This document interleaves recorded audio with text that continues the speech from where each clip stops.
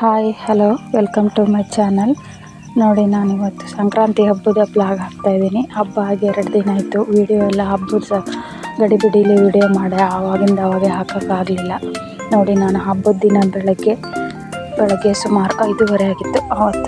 ಆವಾಗ ರಂಗೋಲಿ ಹಾಕಿಟ್ಕೊಂಡು, ಇದು ಹೊರಗಡೆ ಹಾಕಿರೋ ರಂಗೋಲಿ, ಇದು ರಾತ್ರಿನೇ ಹಾಕಿಟ್ಕೊಂಡಿದ್ದೆ.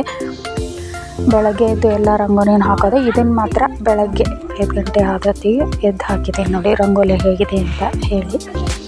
ಕಲರ್ಸ್ ಎಲ್ಲ ಖಾಲಿ ಆಗಿಬಿಟ್ಟಿತ್ತು, ನೋಡಿರಲಿಲ್ಲ. ಹಾಗಾಗಿ ಇದ್ದಿದ್ರಲ್ಲೇ ಅಡ್ಜಸ್ಟ್ ಮಾಡಿ ಹಾಕಿದ್ದೀನಿ. ನೋಡಿ, ನಮ್ಮ ಅತ್ತೆ ಧನುರ್ಮಾಸ ಆಗಿರೋದ್ರಿಂದ ಪ್ರತಿದಿನ ಒಂದು ಹುತ್ತದ ಮಣ್ಣಿಂದ ಪ್ರತಿದಿನ ಒಂದು ಗಣಪತಿಯನ್ನು ಮಾಡಿಟ್ಟು ಅದನ್ನು ಪೂಜೆ ಮಾಡ್ತಾರೆ. 1 ತಿಂಗಳು ಅದು ಎಷ್ಟು ಗಣಪತಿ ಆಗಿರುತ್ತೆ ಅಷ್ಟು ಅದನ್ನು ಸಂಕ್ರಾಂತಿ ಹಬ್ಬದ ದಿನ ಈ ಥರ ಅಡಿಕೆ ಹಾಳೆಯಿಂದ ಒಂದು ಪ್ಲೇಟ್ ಮಾಡಿ ಅದರಲ್ಲಿ ಎಲ್ಲ ಗಣಪತಿನೂ ಇಟ್ಟು ಪೂಜೆ ಮಾಡ್ತಾರೆ. ಅತ್ತೆ ಇವತ್ತು ಬೆಳಗ್ಗೆ 5 ಗಂಟೆ ಅಷ್ಟೊತ್ತಿಗೆ ಎಲ್ಲ ದೇವ್ರ ಪೂಜೆ ಮಾಡಿ ಮುಗಿಸಿದ್ರು. ನೋಡಿ,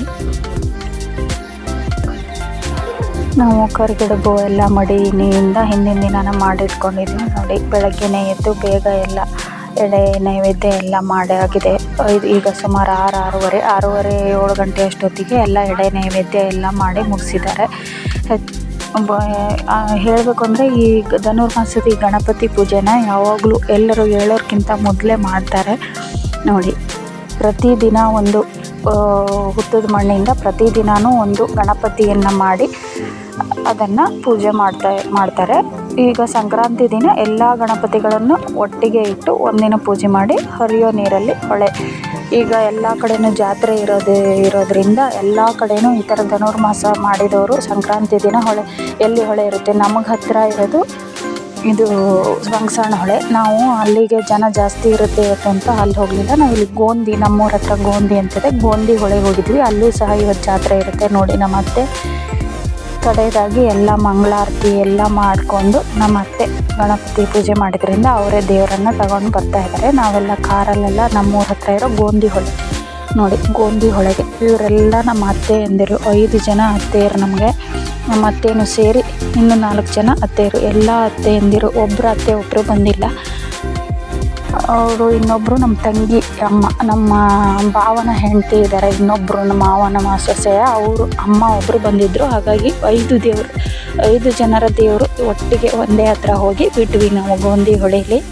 ನೋಡಿ, ಪ್ರತಿಯೊಬ್ಬರು ಅಡಿಕೆ ಹಾಳೆಯಲ್ಲಿ ಎಲ್ಲ ಮಾಡಿದ ದೇವರುಗಳನ್ನು ಇಟ್ಕೊಂಡು ಚೆನ್ನಾಗಿ ಎಲ್ಲ ಥರದ ಹೂಗಳನ್ನು ಮುಡಿಸ್ಕೊಂಡು ಮನೆಯಲ್ಲೇ ಎಲ್ಲ ಎಡೆ ನೈವೇದ್ಯ ಹಬ್ಬದ ದಿನ ಮಾಡಿರ್ತೀವಲ್ಲ, ಎಲ್ಲರೂ ಬೇಗ ಎದ್ದು ಎಲ್ಲ ಎಡೆ ನೈವೇದ್ಯ ಎಲ್ಲ ಮುಗಿಸ್ಕೊಂಡು, ಆದರೂ ಸಹ ಅವ್ರ ಸಮಾಧಾನಕ್ಕೆ ಮತ್ತು ಇಲ್ಲೂ ಕೆರೆಗೂ ಸಹ ಎಡೆ ಇಲ್ಲೊಂದು ಬಸವಣ್ಣ ಈಶ್ವರ ಇದೆ, ಹಾಗಾಗಿ ಅಲ್ಲಿಗೂ ಸಹ ಎಡೆ ತಗೊಂಡು ಬಂದಿದ್ದರು. ನೋಡಿ, ಅಷ್ಟೇನು ದೇವರುಗಳನ್ನೆಲ್ಲ ಇಟ್ಕೊಂಡು ಪೂಜೆ ಮಾಡಲಿಕ್ಕೆ ಅಷ್ಟೇನು ಸರಿಯಾಗಿರಲಿಲ್ಲ ಜಾಗ. ಆದರೂ ಅಲ್ಲಿ ಸ್ವಲ್ಪ ಬಟ್ಟೆ ಒಗಿಲಿಕ್ಕೆ ಅಂತ ಕಲ್ಲಿಟ್ಟಿರ್ತಾರಲ್ಲ, ಅಲ್ಲಿ ಕಲ್ಲುಗಳಿದ್ವು. ಅದ್ರ ಮೇಲೆ ಎಲ್ಲರೂ ದೇವರುಗಳನ್ನು ಇಟ್ಕೊಂಡು, ನೋಡಿ ಹೊಳೆಯಲ್ಲೆಲ್ಲ ಜನ ಎಳ್ಳು ಎಣ್ಣೆ ಅರಿಶಿನ ಎಲ್ಲ ಹಚ್ಕೊಂಡು ಸ್ನಾನ ಮಾಡ್ತಾಯಿದ್ರು ಮಕ್ಕಳು. ಸೊ ಇಲ್ಲೇನು ಅಷ್ಟೇನು ಜನ ಇರಲಿಲ್ಲ, ಹಾಗಾಗಿ ನಾವು ಈ ಕಡೆನೇ ಬಂದ್ವಿ. ನಮ್ಮೂರಿಗೆ ಇವತ್ತು ಅತಿ ಪ್ರಸಿದ್ಧವಾದ ಜಾತ್ರೆ ಅಂದರೆ ಬಂಗ್ಸಾಣ ಹೊಳೆಲಿಂಗೇಶ್ವರ ಜಾತ್ರೆ. ಅಲ್ಲಿ ಹೋಗಿ ದಿನ ಬಿಟ್ಟು ಬರ್ತಾಯಿದ್ವಿ ನಾವು. ಆದರೆ ಇವತ್ತು ತುಂಬ ಜನ, ಅಲ್ಲಿ ತುಂಬ ರಶ್ ಇರುತ್ತೆ, ಆಗೋದಿಲ್ಲ ಗಣಪತಿ ಪೂಜೆನೇ ಬಿಡೋದಕ್ಕೆ ಆಗೋದಿಲ್ಲ ಅಂತ ಹೇಳಿ ನಾವು ಇಲ್ಲಿ ಗೋಂದಿಗೆ ಬಂದ್ವಿ. ನಾವು ಇದೇ ಫಸ್ಟ್ ಟೈಮ್ ಈ ಗೋಂದಿ ಹೊಳೆಗೆ ಬಂದಿರೋದು.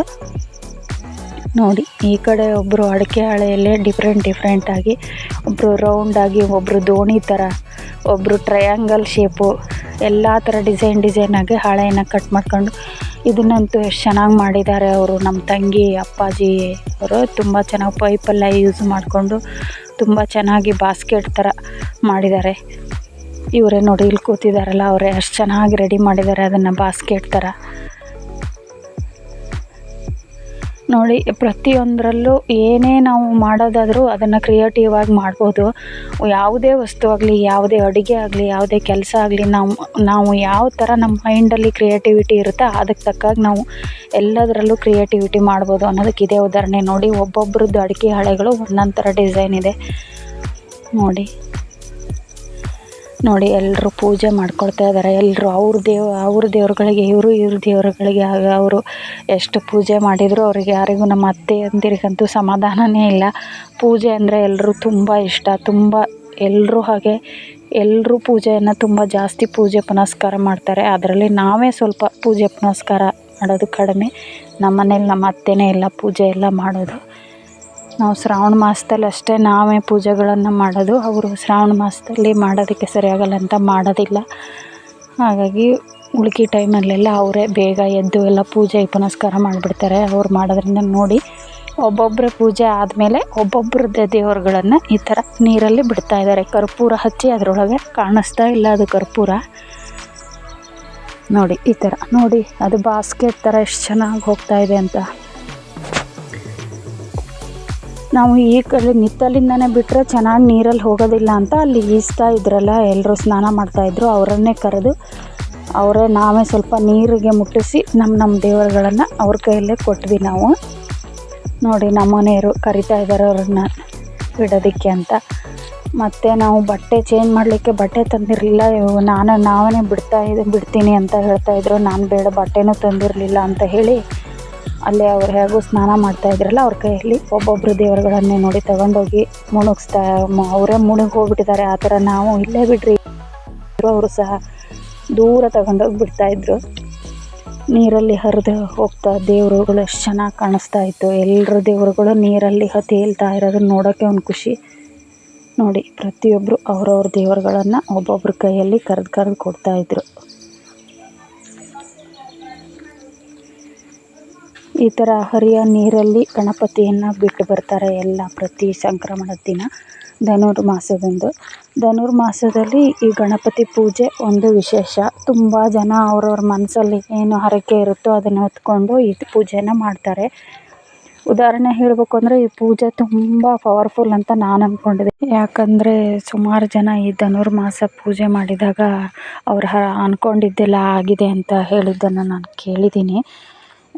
ತುಂಬ ಜನ ಮಕ್ಕಳಾಗದೇ ಇರೋರು ಈ ಪೂಜೆ ಮಾಡಿ ಪ್ರೆಗ್ನೆಂಟ್ ಆಗಿರೋ ಉದಾಹರಣೆಗಳು ಇದೆ ಅಂತ ತುಂಬ ಜನರನ್ನ ಕೇಳಿದ್ದೀನಿ.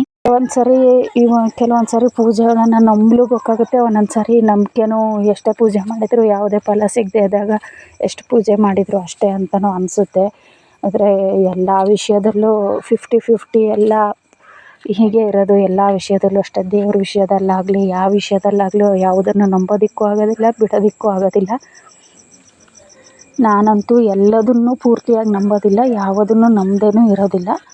ಎಲ್ಲದನ್ನು ಪೂರ್ತಿಯಾಗಿ ದೇವ್ರ ಮೇಲೆ ಬಿಟ್ಟು ಹಾಕೋಕ್ಕಾಗಲ್ಲ. ಪ್ರಯತ್ನ ಇಲ್ಲದೇ ಎಲ್ಲದೂ ದೇವ್ರ ಮೇಲೆ ಬಿಡೋದು ನಮ್ಮ ಮೂರ್ಖತನ ಅಂತ ನಾನು ಅಂದ್ಕೊಂಡಿದ್ದೀನಿ. ನೋಡಿ ಅಲ್ಲೆಲ್ಲ ಕೆರೆಯಲ್ಲೆಲ್ಲ ಎಲ್ಲರ ದೇವರನ್ನು ಬಿಟ್ಟಾದಮೇಲೆ ಇಲ್ಲೇ ಕೆರೆಯಲ್ಲಿ ಒಂದು ಸಣ್ಣದ ಈಶ್ವರ, ಹಾಗೆ ಸಣ್ಣದಾಗಿ ಗೋಪುರ ಥರ ಮಾಡಿ ಅದರಲ್ಲಿ ಒಂದು ಈಶ್ವರ ಬಸವಣ್ಣ ಇದ್ದಾವೆ. ಅಲ್ಲಿ ಜನ ಪೂಜೆ ಮಾಡೋಕ್ಕಾಗ್ತಾ ಇರಲಿಲ್ಲ. ನಮ್ಮ ಅತ್ತೆಯರೆಲ್ಲ ಅಲ್ಲೇ ಮುಂದೆ ಹೋಗಿ ಪೂಜೆ ಮಾಡ್ತಾಯಿದ್ರು. ನೋಡಿ ಈಶ್ವರ ಚಿಕ್ಕದಾದ ಬಸವಣ್ಣ, ಹಾಗೆ ಚಿಕ್ಕದಾದ ಒಂದು ಈಶ್ವರ. ಅದೆಲ್ಲ ಪೂಜೆ ಮುಗಿಸ್ಕೊಂಡು ಅಲ್ಲೇ ಒಂದು ದೇವಸ್ಥಾನದ ಹತ್ರನೇ ಒಂದು ತೋಟದಲ್ಲಿ ನೆರಳು ಇರೋ ಜಾಗಕ್ಕೆ ಬಂದ್ವಿ.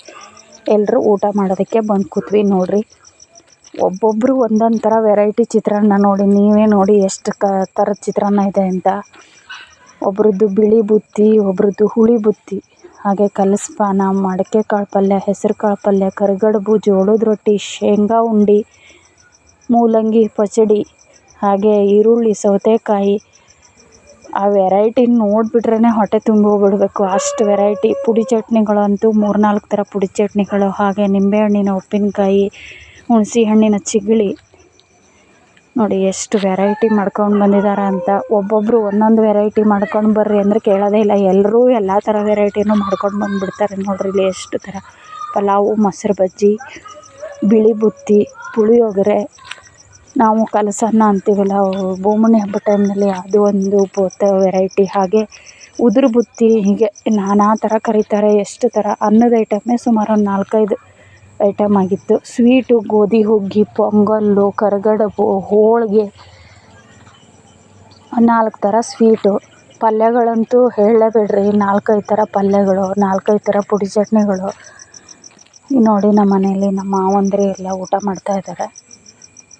ನೋಡಿ ಇವರೆಲ್ಲ ನಮ್ಮ ಭಾವಂದಿರು 2 ಜನ ಭಾವದಿರು ಬಂದಿದ್ದರು ಜೊತೆಗೆ. ಅವರಿಗೆಲ್ಲ ಇನ್ನೂ ಮದುವೆ ಆಗಿಲ್ಲ, ಎಲ್ಲ ಇಂಜಿನಿಯರಿಂಗ್ ಓದಿದ್ದಾರೆ. ಯಾರದು ಮದುವೆ ಆಗಿಲ್ಲ ನೋಡಿ. ನಮ್ಮ ಮನೆಯವ್ರ ಜೊತೆ ಕೂತ್ಕೊಂಡು ಊಟ ಮಾಡ್ತಾಯಿದ್ದಾರೆ. ಅವರೆಲ್ಲ ಕಾಮಿಡಿ ಮಾಡ್ತಾಯಿದ್ರು. ಇಷ್ಟು ಜನ ವೆರೈಟಿ ಮಾಡ್ಕೊಂಡು ಬಂದರೆ ಇಲ್ಲಿದ್ದವ್ರನ್ನೆಲ್ಲ ಕರೆದು ಊಟ ಮಾಡಿಸ್ಬೋದು, ಅಷ್ಟು ವೆರೈಟಿ ಮಾಡ್ಕೊಂಡು ಬಂದಿದ್ದೀರಿ ಅಂತ. ನೋಡಿ ಎಲ್ಲರೂ ಊಟ ಮಾಡ್ತಾಯಿದ್ದಾರೆ. ಊಟ ಮಾಡಲಿಕ್ಕೆ ಜಾಗ ಹೇಗಿರುತ್ತೋ ಏನೋ ಅಂತ ನಾವು ಬಾಳೆಹಣ್ಣು ತಂದಿದ್ವಿ, ಹಾಗೆ ಅಡಿಕೆ ಹಳೆ ಪ್ಲೇಟು ತಂದಿದ್ದರು. ಜಾಗ ಸ್ವಲ್ಪ ಅಷ್ಟು ಸರಿ ಕರೆಕ್ಟಾಗಿರಲೇ ಇರಲಿಲ್ಲ. ಅದರಲ್ಲಿ ಗದ್ದೆನ ರಂಟೆ ಹೊಡೆಸ್ಬಿಟ್ಟಿದ್ರು. ಹಾಗಾಗಿ ಸರಿ ಎಲೆ ಇಟ್ಕೊಂಡು ಊಟ ಮಾಡೋಕ್ಕೆ ಬರೋದಿಲ್ಲ ಅಂದರು. ಎಲ್ಲ ಅಡಿಕೆ ಹಾಳಲ್ಲೇ ಊಟ ಮಾಡಿದರು. ನೋಡಿ ನಮ್ಮ ತಂಗಿ ಇವಳ ಹೆಸರು ಇವಳು ಚಿಗಳಿ ನೀಡ್ತಾ ಇದ್ದಾಳೆ. ಅವ್ರ ಅಮ್ಮ ಹುಣಸೆ ಹಣ್ಣಿನ ಚಿಗಳಿ ಮಾಡ್ಕೊಂಡು ಬಂದಿತ್ತು ಅಂತ ಎಲ್ರಿಗೂ ಚಿಗಳಿ ನೀಡ್ತಾ ಇದ್ದಾಳೆ. ನಮ್ಮ ತಂಗಿ ಅಂದರೆ ನಮ್ಮ ಇನ್ನೊಬ್ಬ ಮಾವನ ಸೊಸೆ ಅವಳು.